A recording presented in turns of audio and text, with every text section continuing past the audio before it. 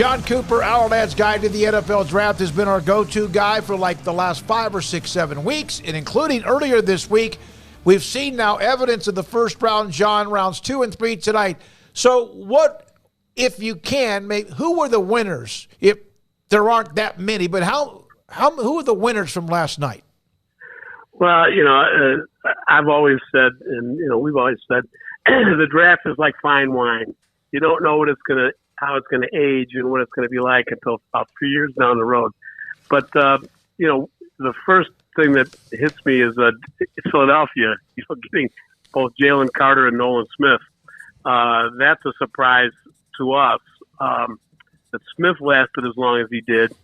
As elite in athletic talent he is, and that Carter, was bypassed by a couple of teams that we thought he would be a good fit for. So yeah, we think Philadelphia, did very well. Houston, obviously, they did, we think, very well. Getting C.J. Stroud and Will Anderson, two of the top, players in the draft. That's pretty hard to pass that up. So yeah, I mean, there's a number of teams that you could say did some real good things. John, what did you think about Houston and their subterfuge all week, and then the trade that they made? As far as the smoke screen about we're not going to take a quarterback and those kind of things. Is that what you mean? Yeah. Yeah. Well, I wrote down the night before the draft, actually 2 nights, 15 rumors that I had heard, and that was one of them, that Houston was not going to take a quarterback.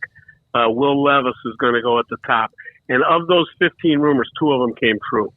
So, that old general manager that told me a long time ago, listen to everything, but don't believe much of it.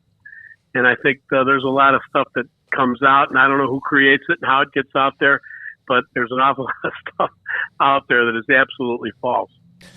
John, Anthony Richardson goes 4th overall to the Colts. What do you think about that fit? And I guess, did he get bumped a little by the fact that the Texans made the move that they did, or was that about where you expected? That's about where we expected.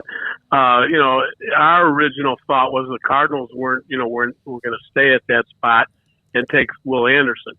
And if they traded down, we thought it would be for someone to take a quarterback, and the Colts might have been stuck with Will, maybe taking Will Levis or trading down themselves. But the way it worked out, that's the pick we kind of felt they would get all along. And I know there was talk that Will Levis was their guy. There was talk they were going to trade out of there, but that kind of stayed true to what we thought.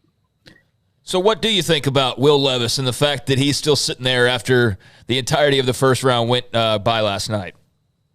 Well, the question is, who really needed a quarterback after that? We knew there were 3 that needed one, and you could make a case that Las Vegas would take one, and you could make a case that Detroit, would take a quarterback, Atlanta.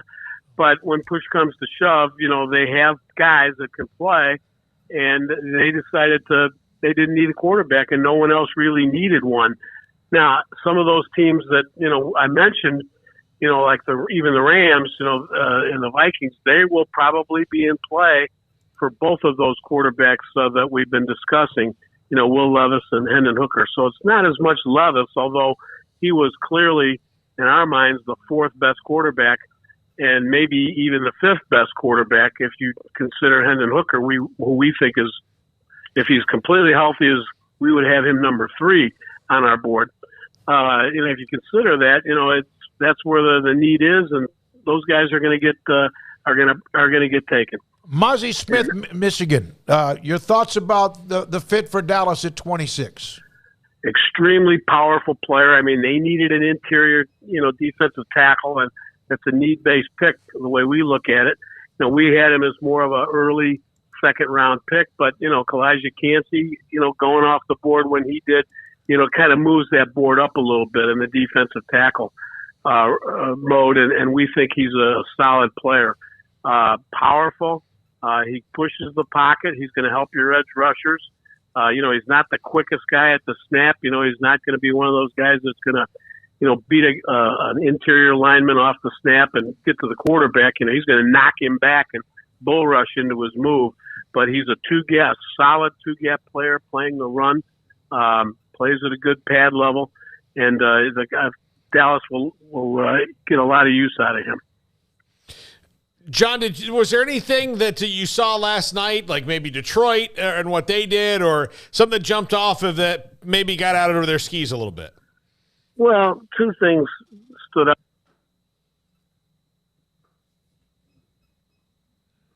I think we lost John for a second. Paul, see if we can get him back again. Jim Williams right around the corner. Paul's top five. We're going to do it a little bit earlier today because of some of the impending weather that, again, has been tormenting the Central Texas area. Most of it right now has been down near Killeen, Fort Hood, and a little bit on the southwest side of where we are. Jon Cooper, Ourlad's guide to the NFL draft. Paul, go ahead and ask the question again. And John, sorry about that. Yeah, John, what stood out to you last night? Maybe Lions or somebody getting out over their skis a little bit. Well, Detroit, that was a surprise. Number one, taking the running back, and number two, an inside linebacker. Jack Campbell, we think, deserves to be a first-round pick, especially in light of some of our more recent evaluation. But the Lions have two solid inside linebackers. They're both more will linebackers, so I could see where having that Mike linebacker, that big, tough, physical guy that can also stay on the field in coverage situations, makes sense to that. But we thought they had a much bigger needed cornerback, and there was still a pretty solid cornerback available in Christian Gonzalez when they took Gibbs. And, Gibbs is an electric player. He can hit home runs. He's got great speed, agility in traffic. He's going to be an impact player for them, but they've still got to be able to stop people. And I'm sure that they will address the cornerback position later on. The Bears taking Darnell Wright was a surprise to us. We thought he was, lower than that. I know a lot of people like him. He's kind of a polarizing player. We saw the inconsistency. We think he's got great talent, and we think it's an upside play for the Bears. Whereas more of in our minds, a sure thing, and Skoronski was sitting there at the same spot. John, how do you like the fit of Bijan Robinson with the Atlanta Falcons? Well, in thinking and kind of rethinking that, I originally thought he was going to go a little bit later on, somewhere around 12 to 20, simply because of the position. But, he's a unique player. He's got great hands. He can run with power. He's got agility in traffic. I mean, with the skill set that he has and the receiver class not being as good as it is, you can see Atlanta, lining him up in the slot sometimes and really taking advantage of his receiving skill situationally. So not only will he be a great running back, but he'll be able to provide an awful lot in the passing game. So, in rethinking where I was at with a running back, I'm thinking that's a pretty good pick because he is a talented football player. John, how much scrambling goes on, and I don't use that as in chaos, but maybe for some it might be, but how much scrambling goes on after the first round? There's 31 picks. Everybody takes a deep breath and, oh, my goodness, here we go. We've got 2 rounds, and then tomorrow there's 4 rounds. How much of that goes on from the end of last night, which is around midnight, to what we have today? Well, it's surprising that if teams get surprised, I should say, and the board doesn't quite work the way it did. I think some of these edge rushers not going off the way people thought changes, people's mindsets going into the next day. So there is some scrambling that goes on, and teams do reset their board. They try to, create scenarios. I know, I've got, some NFL teams that we've been in contact with have asked for our stack the next day, what our next day stack would be, particularly in between the middle of after the third round. That's when it really gets, who are we going to take now? Especially if, some guys that they projected to be in that fourth were there.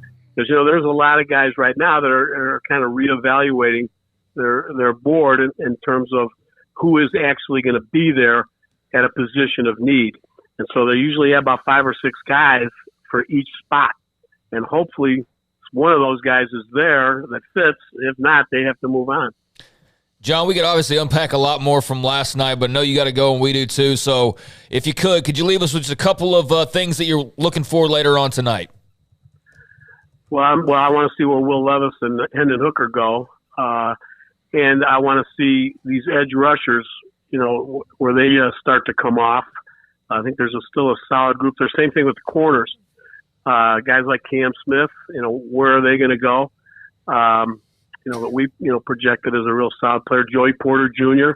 I want to see where those guys go, the guys that we had projected as first rounders. Hey, John, we appreciate it. Craig, you got one more? Does Apu Ika go tonight from Baylor? What's that? I'm sorry. Does Siaki Ika, Apu Ika, go tonight from Baylor? Yes, I think so. Oh, yeah. I would be shocked if he didn't. Okay. I think he's somebody's going to take him. He's going to be, in somewhere in that late second, third round area. Solid player. John, thank you very much. Big Ten.